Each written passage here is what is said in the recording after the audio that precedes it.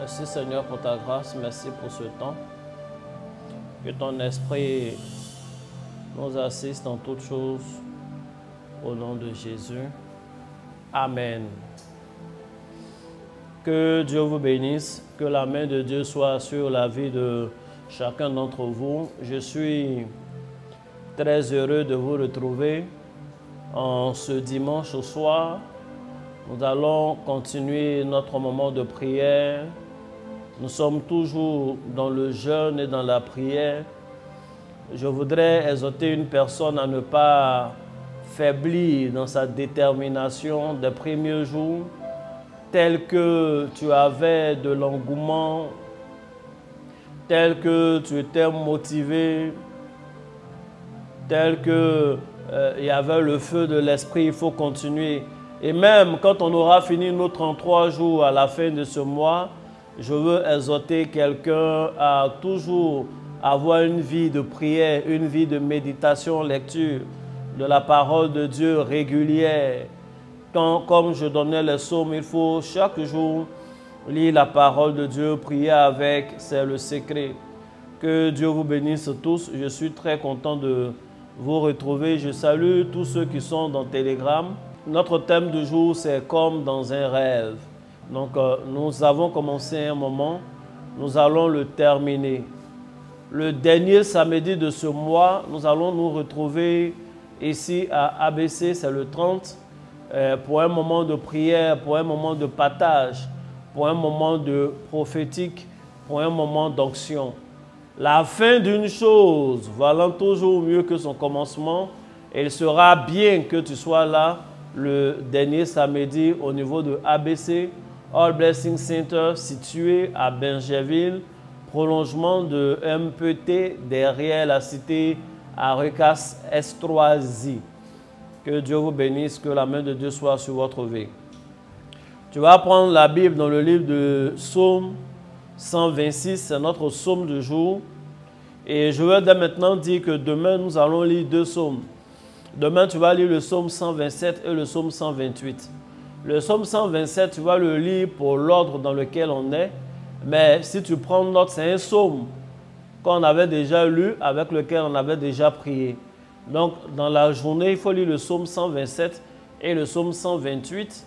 Mais le soir, quand on va se retrouver, c'est avec le psaume 128 que nous allons prier. Il faut noter aussi qu'à partir de demain, nous allons aborder un nouveau sujet, le sujet du bonheur.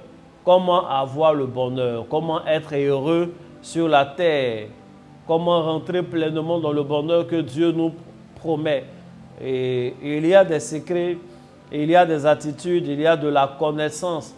Ta vie n'est pas obligée d'être tout le temps malheureuse. Il faut à un moment donné que tu arrêtes de souffrir. Et nous allons nous appuyer sur la parole de Dieu, nous appuyer sur les directives des hommes qui ont réussi dans la parole de Dieu. Et nous allons prier Dieu pour qu'il nous aide à atteindre ces niveaux-là. Nous allons prier Dieu pour qu'il nous mette la joie dans le cœur et qu'il bâtisse le bonheur dans nos vies.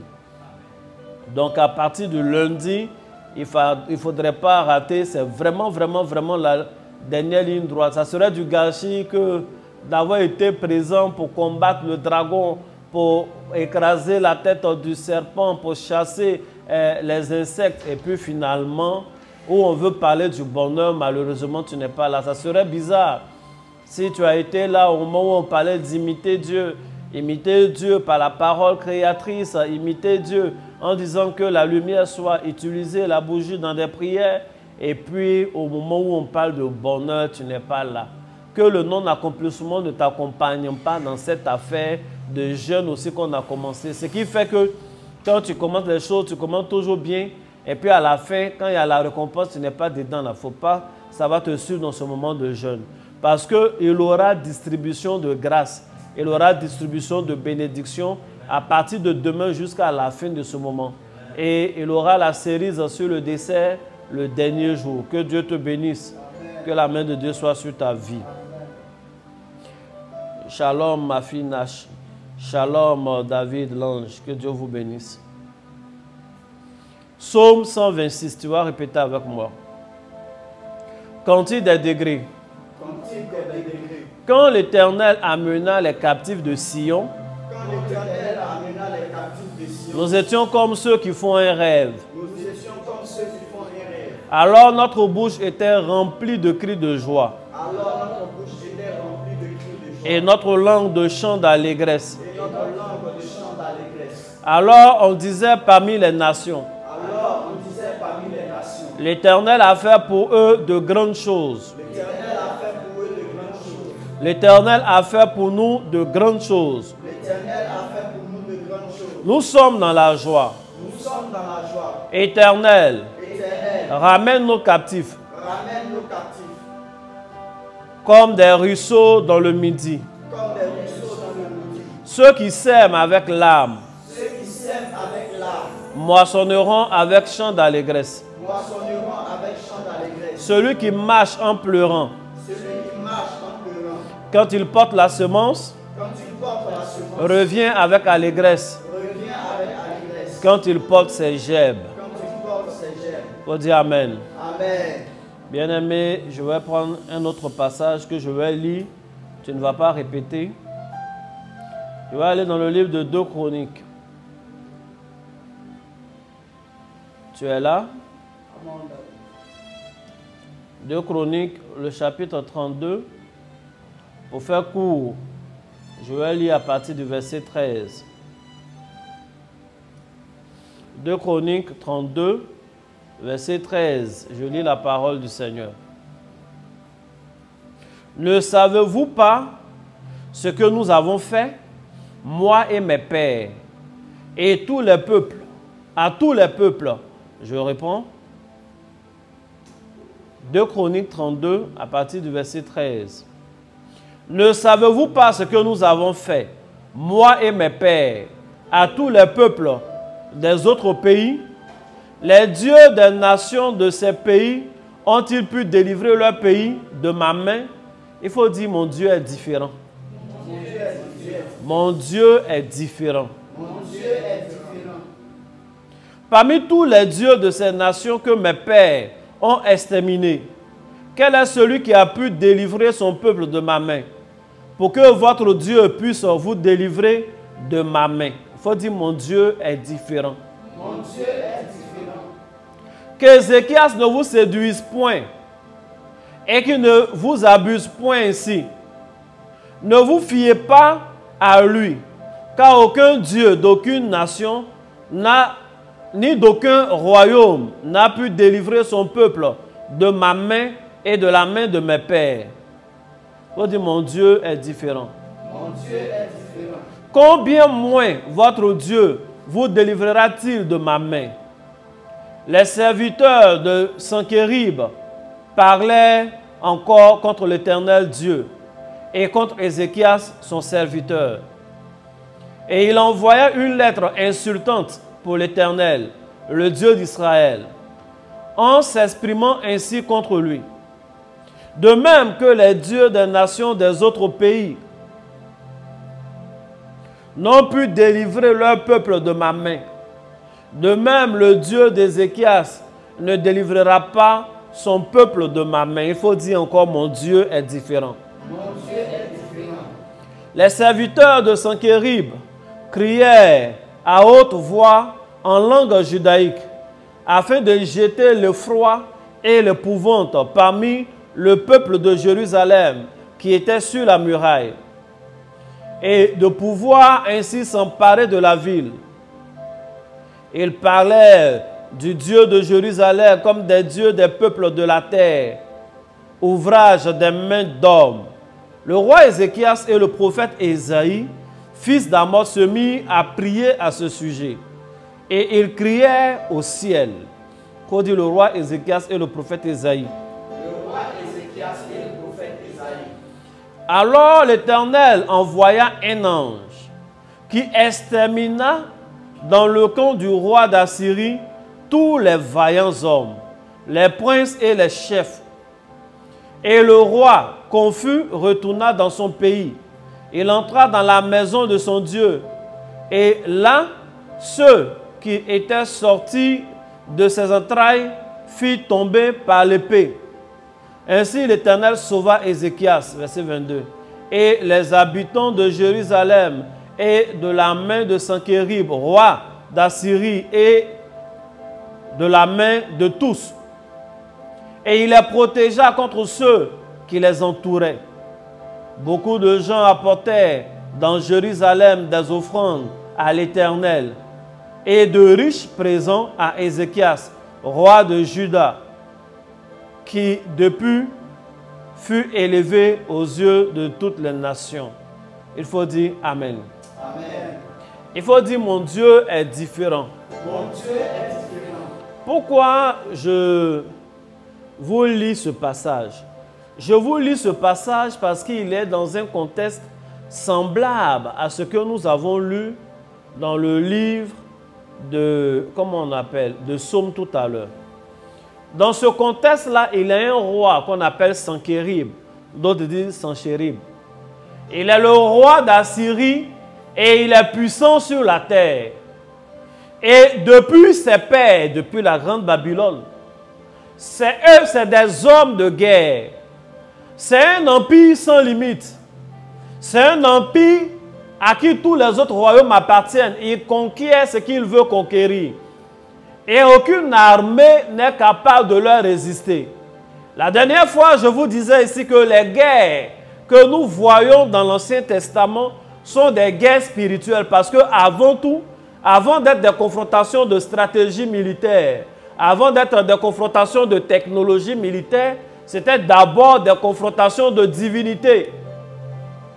Et c'est la nation qui était en bon terme avec son Dieu, ou la nation qui avait le Dieu le plus puissant, qui est censé remporter la victoire. Et ce Sankérib-là était persuadé d'avoir le meilleur Dieu, les meilleurs dieux, parce qu'il en avait plusieurs. Et effectivement, ces dieux avaient fait leur preuve. Et s'était engagé dans une campagne pour étendre son royaume. Et toutes les nations qui lui avaient résisté avaient été écrasées. Il avait pillé les temples de plusieurs nations. Il avait fait des rois d'autre part, d'ailleurs, ses esclaves. Il avait enlevé des jeunes filles d'autres royaumes pour en faire ses maîtresses ou esclaves. Il dominait sur leur terre. Il prenait leurs richesses. Il prenait leurs récoltes. Il était le roi pratiquement de toute la terre. Il est parvenu à dominer des nations voisines à Israël, mais qui étaient des nations humainement parlant plus puissantes qu'Israël. Il est parvenu à les assiéger et des gens se sont rendus. Et il a assassiné plusieurs. Donc c'est un roi à qui on ne résiste pas. D'autres, ayant entendu juste son nom, ont été obligés de se rendre à lui. Et c'est un roi qui avait des captifs. C'est un roi qui renversait des murailles. Et c'est dans ce contexte-là que son appétit va se porter sur Jérusalem, sur Israël, où régnait en ce moment le roi Ézéchias.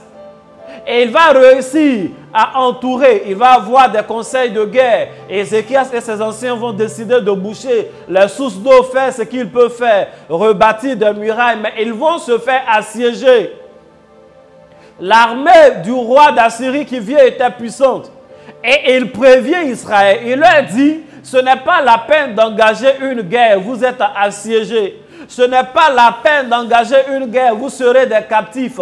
Ce n'est pas la peine, ne rêvez pas. Et il parle au peuple d'Israël. Il leur parle en langage judaïque afin que la nation même comprenne. Bien-aimé, souvent le diable veut t'effrayer d'abord. C'est pourquoi il parle dans une langue que tu comprennes. Si tu as remarqué, les mauvais rêves ne sont jamais codés. Quand souvent il y a une bénédiction qui doit venir, tu fais un rêve. Tu vois un arbre qui a des fruits, vous voyez, c'est un peu codé. Ou bien tu fais un rêve, tu es assis avec des personnalités, vous discutez. Mais les rêves du diable, là, il est franc, il est concret. Tu fais un rêve, il y a un fou qui te poursuit. On n'a pas besoin de t'interpréter. Il faut dire Amen. Amen. Tu fais un rêve où il y a, comment on appelle, une âme à feu, on te tire dessus. Le diable, il est concret. Tu fais un rêve où il y a un serpent qui veut t'avaler. Tu veux quelle interprétation? Pourquoi il veut que ces rêves soient aussi effrayants? Justement, c'est pour s'aimer la peur dans ton ventre. Hier, nous avons dit que la peur, c'est la foi au diable. Mon fils a bien traduit ça de cette façon. La peur, c'est la monnaie pour acheter l'accomplissement de la volonté du diable. Donc, il veut les effrayer. C'est pourquoi il parle dans leur ethnie pour qu'ils comprennent qu'ils sont armés. Il leur dit ce qu'il va leur faire. Et il dit, ce n'est pas la peine de vous laisser abuser par Ézéchias. Ézéchias vous blague. En quoi est-ce que votre Dieu est différent des dieux puissants des nations que je suis parvenu quand même à dominer? Il faut dire, mon Dieu est différent. Mon Dieu est différent. Mon sort sera différent. Mon sort sera Il faut dire même sol, même sort, mais pas même sort. mais pas même sort. Même sol, Même sort, mais pas même sort. mais pas même sort. Même ennemi, Même mais même pas la même issue du combat. même à la même issue du combat. Il faut dire Amen. Amen. Il dit, il vous blague comme aujourd'hui. Souvent, toi-même, ta propre voix te parle ainsi. Souvent, des frères sont à côté de toi, ils te blaguent. On dit, mais c'est le prophète là que tu suis, il te blague. Il te dit, depuis c'est fait. Est-ce que quand tu regardes, c'est fait? Et il abuse de toi. Il dit, n'écoutez pas Ézéchias qui dit que l'Éternel va vous protéger. L'Éternel n'est rien. Il ne peut pas vous protéger. Nous sommes armés. On vous a assiégés. À cause de nous, l'eau ne coule même plus sur vous. Vous avez été obligés de boucher vos sources. Vous ne mangez pas. Déjà, on commence à faire des captifs. Vous ne pouvez plus aller dans vos champs. Vous ne pouvez plus aller dans les prairies avec vos brebis. Rendez-vous ou mourrez. C'est la même chose. On te dit, mais tu perds ton temps. Depuis, tu vas à l'église. Qu'est-ce que tu as eu? Qu'est-ce que ce Dieu-là peut te donner? Chaque matin, tu vas te lever à 5h30 pour prier avec Salomé quoi? La prophétesse sur un télégramme. Le soir, au lieu de dormir, tu es en train de prier avec Papa l'ange sur Facebook. Les dimanches à 6h, tu te lèves pour aller loin comme ça à l'église. Mais pourquoi c'est comme ça? Tu es en train de jeûner pendant 33 jours. Est-ce que tu vas avoir quelque chose? Depuis, tu entends les témoignages. Est-ce que toi, tu as eu ton témoignage? C'est le discours que ce Sankérib. Si quelqu'un te parle comme ça, il faut dire Sankérib, tais-toi. Il faut lui dire roi d'Assyrie, il faut te taire. Quand tu dis Sankérib, tais-toi, il ne saura pas de quoi tu parles. Et il lit pas la Bible. Il faut lui dire, tu vois comment le nom est chez Sankérib, tais-toi.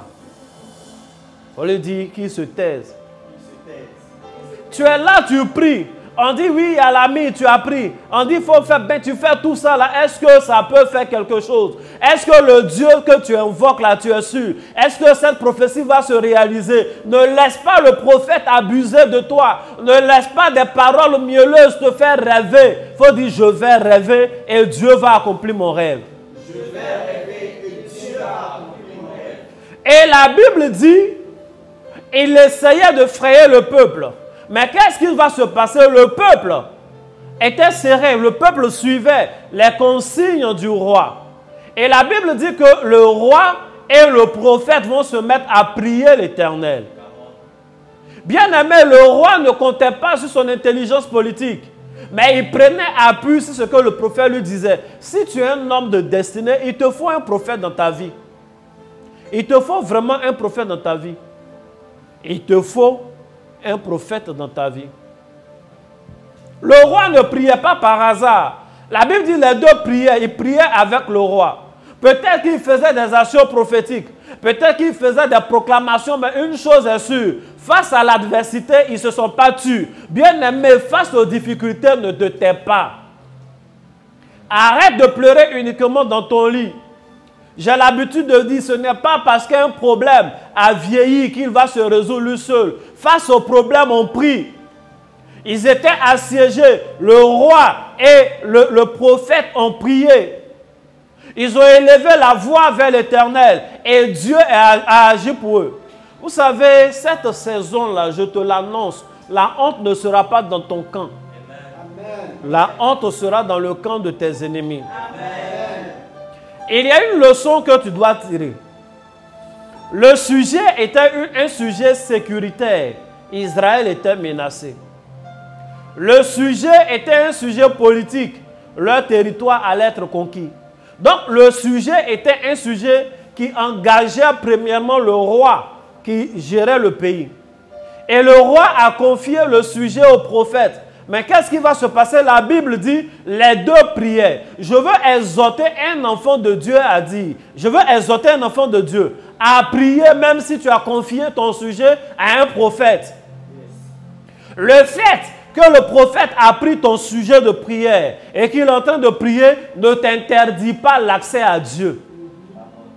Le fait que tu sois venu en consultation, voir le prophète, il t'a donné des actions prophétiques. Il a bien écouté le sujet, il dit il va prier pour toi. Et effectivement, il prie pour toi. Cela ne t'interdit pas l'accès à Dieu. La Bible dit le roi et le prophète, les deux prièrent. Il faut que l'homme d'affaires également prie. Il faut que la femme d'affaires que tu es, tu pries. Tu n'es pas obligé d'être pasteur pour prier. Le fait d'être enfant de Dieu est suffisant pour que tu pries. Amen. L'homme de Dieu a une onction.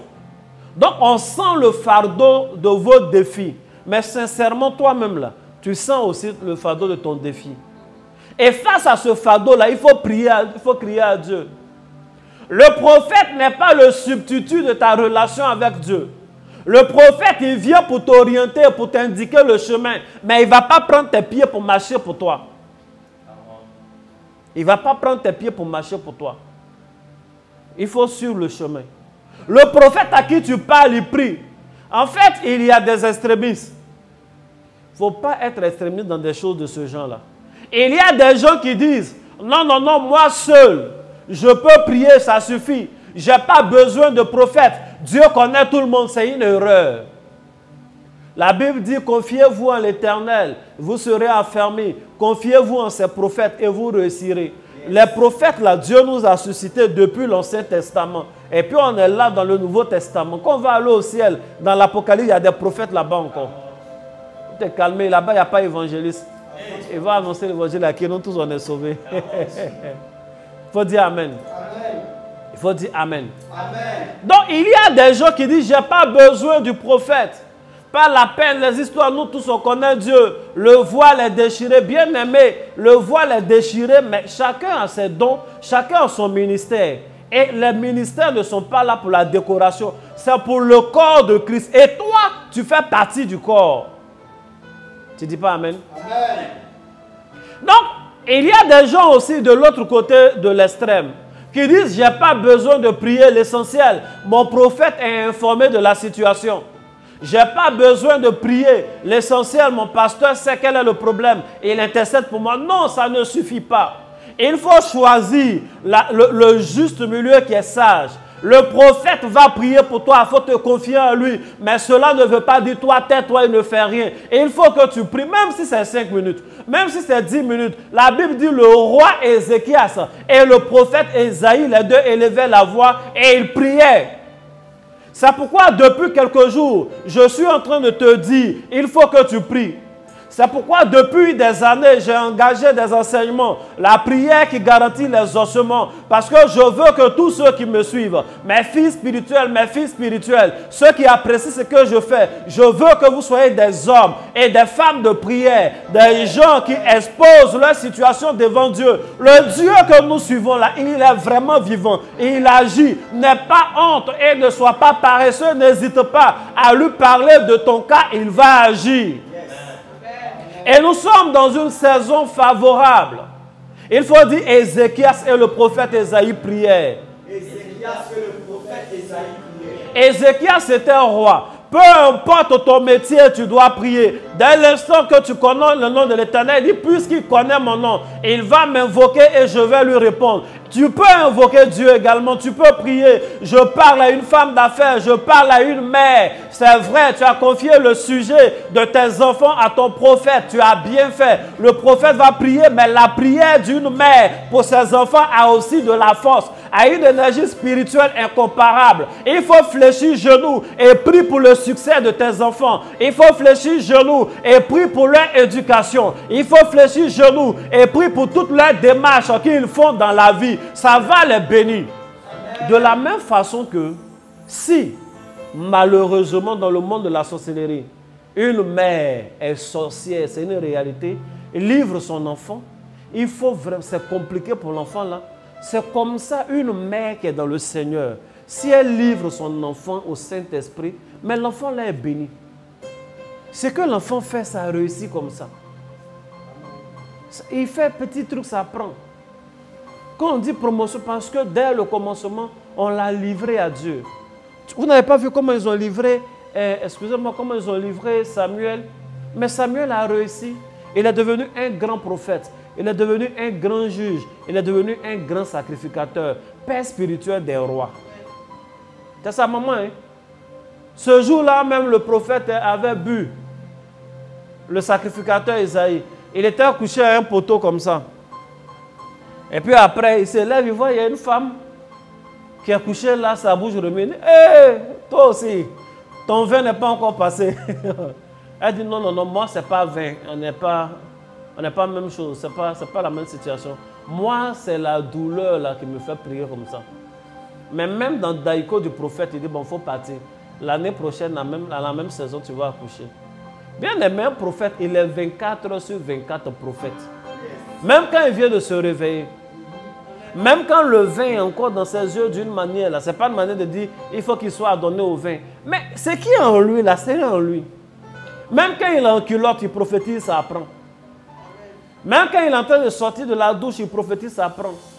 Noé sortait de son daïko, il a maudit, ça a pris sur des générations et des générations. Élie était dans son daïko, il a prophétisé, c'est comme ça Samuel est né. Samuel n'est pas né un enfant sous là. Hein. Non, il y a des gens qui ont souvent des considérations. Le prophète là même, est-ce qu'il a imposé tes mains, il ne t'a pas donné des trucs? Il faut dire comment on avance. Il faut dire comment on avance. Est-ce que je peux commencer à proclamer dans la vie d'une personne? Je t'informe que cette saison-là, Dieu va humilier tes ennemis. Amen. Vous savez, quand Dieu veut faire ces choses, Dieu aime montrer la différence entre lui et puis les autres choses que les gens appellent Dieu là. Quand Dieu te bénit, il veut qu'il y ait une différence.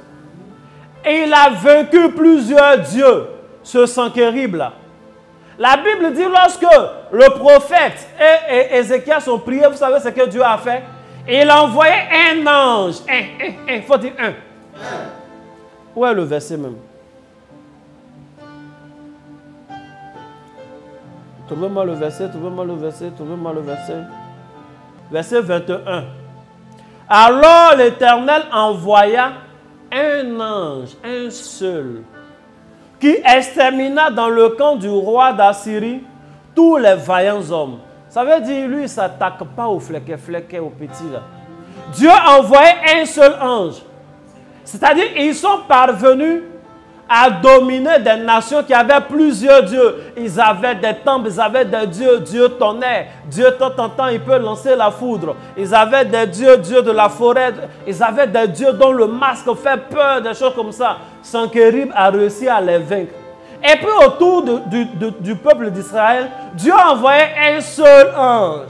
Il n'a pas envoyé une armée d'anges. Il n'a pas envoyé une armée puissante d'anges. Il n'a même pas envoyé un archange. Il a envoyé un ange, un jeune ange là. Il lui a dit, va faire le travail. Parce que ce gars-là, il a envoyé une lettre insultante. La Bible dit, ils ont écrit une lettre insultante. Comme lui, il ne peut pas parler à l'Éternel directement, il a écrit une lettre pour aller donner à Ézéchias. Comme c'est lui qui parle à son Dieu, qu'il envoie la lettre là à Dieu. Mais Dieu a vu cette lettre là. Je veux dire à une personne, Dieu voit la moquerie de tes ennemis. Dieu voit comment on insulte ton pasteur.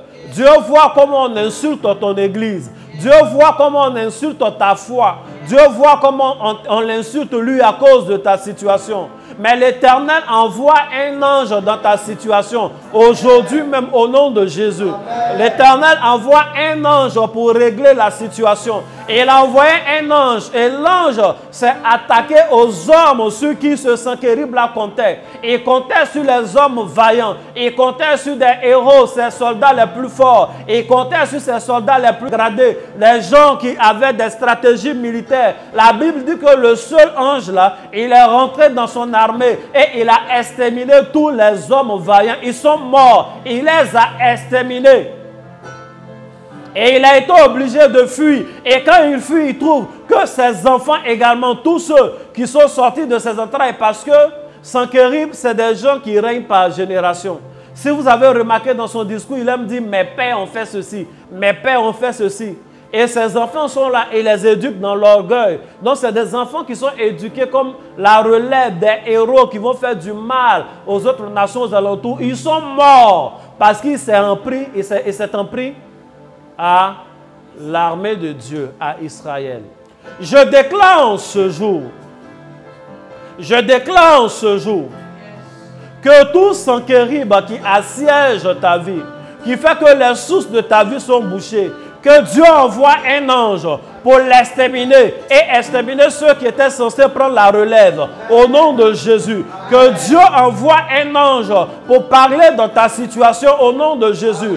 Que les démons les plus coriaces, que ce mari devenu coriace, que cette femme devenue coriace, que ce démon d'échec coriace, que l'homme fort de la sorcellerie, que Dieu envoie un ange dans ton village pour s'occuper de leur cas au nom de Jésus. Que Dieu envoie un ange dans ton sillage pour s'occuper de leur cas au nom de Jésus. Que Dieu ne laisse pas sans suite les lettres insultantes qu'on t'a envoyées. Que Dieu ne laisse pas sans suite la moquerie à son endroit, à son encontre. Que Dieu ne laisse pas cela sans réponse. Que l'Éternel se lève pour toi. Que l'Éternel se lève pour toi. Que l'Éternel se lève pour toi. Que l'Éternel se lève pour toi au nom de Jésus. Bien-aimé, il faut dire Amen. Amen. Il faut dire mon Dieu est différent. Mon Dieu est différent. Je déclare que ceux qui ont eu tes pères, je déclare que ton Dieu est différent, ils n'auront pas accès à ta vie. Je déclare que ceux qui malheureusement ont abrégé la vie de ton père et qui aujourd'hui sont à ta poursuite, ton Dieu est différent, il se lève et il parle dans ton cas sera différent. Je déclare que ton Dieu est différent, même ce mal que tu as commencé à ressentir dans ton corps, le sort ne sera pas la mort. Aujourd'hui même, Dieu envoie un ange pour enlever ce virus-là de ton sang. Dieu envoie un ange pour régler ce problème d'hépatite-là. Dieu envoie un ange pour guérir l'organe qui est atteint au nom puissant de Jésus. Amen. Dieu restaure les dimensions de ton cœur. Dieu restaure les dimensions de ton foie. Dieu restaure la santé, ta santé physique au nom de Jésus. Amen. Et il y a plusieurs de ta famille qui sont venus en ville, qui ont connu le travail en ville. Mais malheureusement, les choses sont devenues difficiles. Ils sont repartis au village et c'est dur là-bas. Je t'informe que ton sort sera différent parce que ton Dieu est différent. L'ennemi qui a eu les gens hier, l'ennemi qui t'avait eu même hier, à partir de maintenant, ton Dieu crée la différence. Ton Dieu crée la différence. Tu n'es pas concerné par l'échec de la masse. Dieu te distingue. Au nom de Jésus, Dieu singularise ta situation au nom de Jésus. Ton ministère est différent. Les gens ont commencé à t'effrayer parce que tu es jeune. De vieux prophètes ont commencé à te parler. Ah, mais lui, là, petit, il faut te calmer. C'est toi, tu veux toujours évangéliser, enseigner. Tu connais des mystères, calme-toi. Nous, on a commencé comme ça. Mais à la fin, là, on a chuté. Tu vas aller là-bas, tu vas chuter, tu vas revenir. Ça, là, c'est le zèle du commencement, bien-aimé. Il faut dire, mon sort sera différent. Il te blague, non? Quand nous, on a commencé, on était jeunes, on priait, on avait commencé la prière comme ça. C'était tout feu, tout flamme. Mais après, tu vas te décourager. Quand tu vas te marier, ça sera difficile. Ta femme va te créer des problèmes. C'est comme ça, voilà, je ne peux même plus faire de retraite. Il faut dire, mon sort sera différent. Ma femme sera différente. Mes finances sont différentes. Mon ministère est différent. Mon sort n'est pas comme le sort de l'échec. On n'a pas le même Dieu. Et même si on prononce le nom du même Dieu, on n'a pas vu la même facette du même Dieu. Voici le Dieu que moi j'ai vu. Le Dieu qui met la différence. Et vous verrez désormais la différence entre ceux qui craignent l'Éternel et ceux qui ne le craignent pas. Entre ceux qui le servent et ceux qui ne le servent pas. Mon sort est différent. Mon sort n'est pas un sort ténébreux. Je ne vivrai pas l'échec de mes pères, de mes précédents. Je ne vivrai pas l'échec des gens de mon environnement. Je ne vivrai pas l'échec qu'a prophétisé le Sankérib. Au contraire, Dieu va envoyer un seul ange afin qu'il soit humilié. Si c'était une armée d'anges, plein d'anges, j'allais dire, ah mais ces anges étaient trop nombreux. C'est pourquoi il a envoyé un seul et il les a exterminés. Le gars qui parlait là, il a pris la fuite. Que tes ennemis prennent la fuite. Et que l'ange de l'Éternel les poursuive, qu'il les rattrape et qu'il les anéantisse au nom de Jésus-Christ de Nazareth. Bien-aimé, acclame le Seigneur. C'est dans ce contexte-là que le psaume 126 exista. On dit Amen. Amen. Tu vas donc prendre le psaume et on va faire la prière. Psaume 126.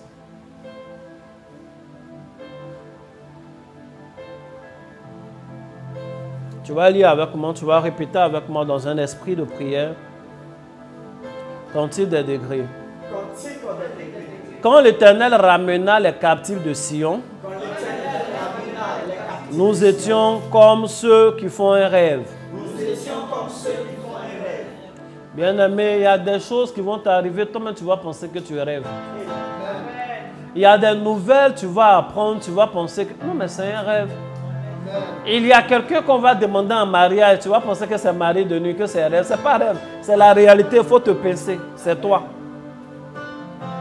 Il y a des mails que tu vas recevoir, tu vas penser que c'est un mail, un rêve. Il y a des propositions de salaire, tu vas penser que c'est un rêve. Il y a des gens chaque jour à 20 h, tu le vois dans le journal de ton pays. C'est des gens que tu vois à la télé. Tu vas commencer à les côtoyer, parler avec eux. Tu penseras que c'est un rêve. Amen. Il y a des entreprises que Dieu va mettre dans ta main, tu vas penser que c'est un rêve. Amen. Il y a une bonne nouvelle. Il dit, on pensait comme si c'était un rêve. Quand tu nous ramenais à Sion, c'est comme si c'était un rêve. Dieu va te bénir, tu vas penser que c'est un rêve. Amen. Mais c'est une réalité. Il y a des biens que Dieu va te donner. Tu vas prendre ton papier, ton ACD de terrain, tu regardes. C'est bien situé, c'est vraiment pour toi. Ton nom est dessus, tu vas penser que c'est un rêve. Amen. Il y a des aides, des propositions d'aide que tu vas recevoir. Tu vas penser que c'est une arnaque ou c'est un rêve. C'est l'Éternel qui est en train de te récompenser. C'est l'Éternel qui est en train de te faire du bien. C'est l'Éternel qui est en train de te visiter. Amen. Même ton enfant en qui tu n'avais pas confiance, et lui là même là, il ne bosse pas. Il va venir avec ses résultats des examens là. Tu vas penser que c'est un rêve. Amen. Dieu va changer les choses autour de toi. Dieu va te libérer de façon définitive et de façon authentique au nom de Jésus. Amen. Il dit, nous étions comme ceux qui font un rêve. Répète. Nous étions comme ceux qui font un rêve. Alors notre bouche était remplie de cris de joie. Alors notre bouche était remplie de cris de joie. Et notre langue de chant d'allégresse. Vous savez que tout le monde est compositeur, non? Tout le monde est compositeur. Les artistes qui veulent faire les histoires de droit de Burida, là, nous tous on est compositeurs. Il y a des nouvelles quand ça t'arrive. Tu chantes des chansons, c'est toi seul qui connais les paroles. Ça veut dire que tu commences le chant tel qu'on connaît. Mais il y a de nouvelles paroles qui s'ajoutent. Nos bouches étaient remplies de louanges. Il y a des choses quand ça t'arrive, quand tu te laves, tu fais 3 heures sous la douche. 30 minutes pour te laver, 2h30 pour chanter et danser sur là-bas. Parce que Dieu t'a fait du bien. L'Éternel t'a fait du bien. Amen. Tu es dans la voiture, tu mets le volume, tu as envie de... En fait, ton cœur est dans la joie. Bien aimé que ce cœur qui a connu tellement de tristesse soit désormais dans la joie au nom de Jésus. Amen. Que Dieu écrit des scénarios de joie pour toi au nom de Jésus. Amen. Que Dieu remplisse ta bouche de louanges et de cantiques au nom de Jésus. Amen. Que Dieu te donne de chanter tes chansons. C'est des chansons qui souvent ne respectent aucune règle. Tu es content, c'est tout.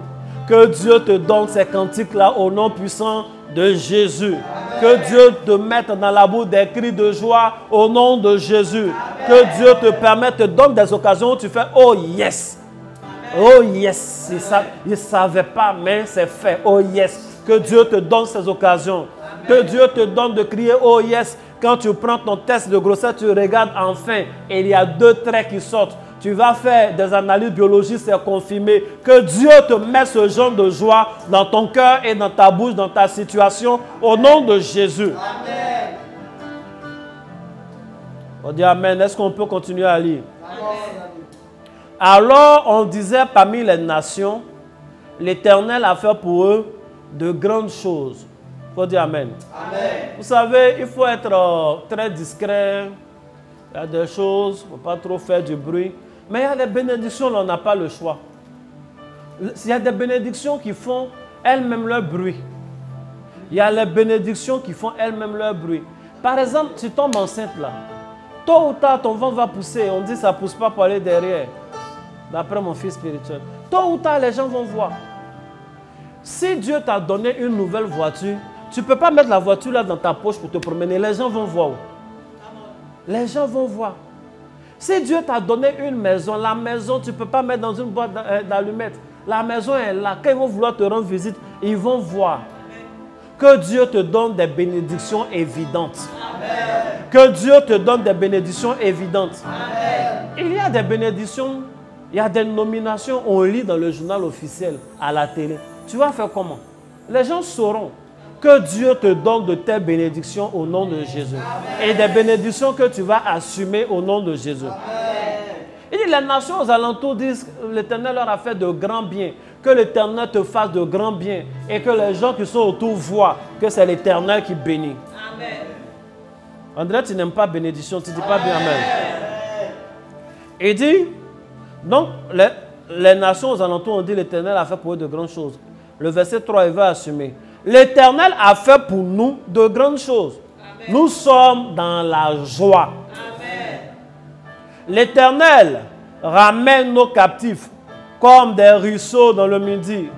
Ceux qui sèment avec l'âme moissonneront avec des chants d'allégresse. Nous, on est en train de jeûner ici. Là. On va danser aussi avec allégresse. Amen. Tu es en train de dire Amen comme ça. Peut-être tu es un peu fatigué, tu es là. Mais Dieu va te donner des témoignages. Amen. Le dernier verset. Celui qui marche en pleurant quand il porte la sémence revient avec allégresse quand il porte ses gerbes. Il faut dire Amen. Amen. Je termine en faisant remarquer ceci à une personne sur les 2 derniers versets. Les 2 derniers versets ont le même sens. Vrai ou faux? Ceux qui sèment avec l'âme moissonneront avec des chants d'allégresse. Et puis, celui qui marche en pleurant, lorsqu'il porte la sémence, donc il s'en va s'aimer, il revient avec allégresse quand il porte ses gerbes, c'est-à-dire il a moissonné. Donc les 2 phrases veulent dire la même chose, mais il y a une différence majeure dans le sujet. Le truc est que la première phrase est au pluriel. On dit ceux qui sèment. Et la seconde phrase, elle est singulière. C'est au singulier, pardon. On dit celui qui porte. Donc au départ, c'est tout un groupe de personnes qui est béni. Je déclare que ta famille soit bénie. Amen. Que tout un groupe, que nous tous là, on a nos témoignages. Amen. Mais ce pourquoi le dernier verset est spécifié, c'est une onction de la singularité. C'est une onction de la distinction. C'est vrai, il y a la bénédiction de masse. Mais il y a des gens qui doivent être distingués dans leur bénédiction. Amen. Et c'est à la personne là que je suis en train de parler maintenant. Et il dit ceux qui sèment avec des larmes moissonneront avec des chants d'allégresse. Celui qui marche en pleurant lorsqu'il porte le sac de la sémence, le jour qu'il porte sa sémence, qu'il porte les gerbes de moisson, il est dans l'allégresse. Bien-aimé, que ce soit des bénédictions massives ou que ce soit des bénédictions singulières, toi tu es concerné au nom de Jésus. Amen. Je déclare au nom de l'Éternel que Dieu te distingue. Amen. Je déclare au nom de l'Éternel que Dieu te mette à part pour glorifier son nom. Je déclare au nom de l'Éternel que ta joie ne soit pas liée seulement aux choses de la masse, mais que ta joie soit permanente, car dépendant de Dieu lui seul, au nom de Jésus, je déclare la distinction sur ta vie. Je déclare la distinction sur ta vie. Je déclare la distinction sur ta vie. Que Dieu te traite d'un traitement spécial. Que Que Dieu te traite d'une faveur spéciale. Que Dieu te donne des bénédictions particulières. Que les choses que tes parents n'ont pas pu réaliser, que Dieu te permet de réaliser au nom de Jésus. Que Dieu te donne des bénédictions rares. Que Dieu te donne des opportunités rares. Que Dieu te mette au sommet. Que Dieu fasse de toi un signe de son élévation, un signe de sa divinité, un signe de sa souveraineté, un signe de sa gloire. Au nom puissant de Jésus. Bien-aimé, il faut saisir ces paroles-là par la foi et il faut les sceller par une offrande. C'est pourquoi chaque soir, j'exhorte une personne qui prie, une personne qui a dit Amen, une personne qui croit qu'elle est concernée par ces choses, une personne qui croit qu'effectivement son sort est différent. Bien-aimé, tu n'as pas besoin d'un entretien en face à face avec moi. Chaque fois que je suis en train de te parler, il faut savoir que c'est comme si j'étais devant toi. Et c'est Dieu qui te parle en personne. Amen. Pas ma modeste personne.